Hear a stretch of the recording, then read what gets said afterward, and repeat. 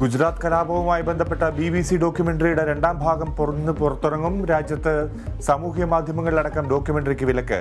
രണ്ടാം ഭാഗം JNU ക്യാമ്പസിൽ പ്രദർശിപ്പിക്കാൻ ഒരുങ്ങി വിദ്യാർത്ഥി യൂണിയൻ. പ്രദർശനത്തിന് അനുമതിയില്ലെന്ന് സർവകലാശാല.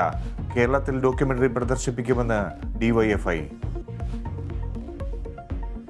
ജഡ്ജിക്ക് നൽകാനെന്ന പേരിൽ സിനിമാ നിർമ്മാതാവിൽ നിന്നും കോഴ വാങ്ങിയതിൽ ഹൈക്കോടതി അഭിഭാഷകനെതിരെ ഗുരുതര കണ്ടെത്തൽ.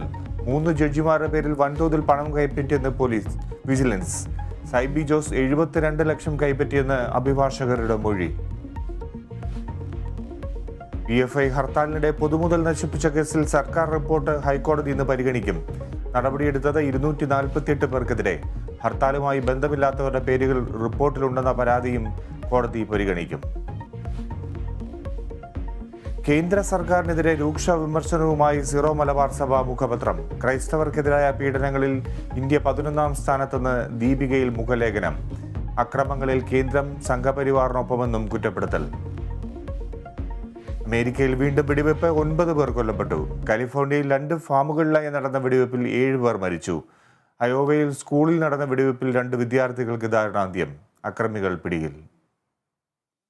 ഇന്ത്യ ന്യൂസിലാൻഡ് 3ാം ഏകദിനം ഇന്ന്. മത്സരം ഉച്ചയ്ക്ക് 1:30 ഇൻഡോറിൽ. ജയിച്ചാൽ ഏകദിന റാങ്കിങ്ങിൽ ഇന്ത്യക്ക് 1ാമതെത്താം.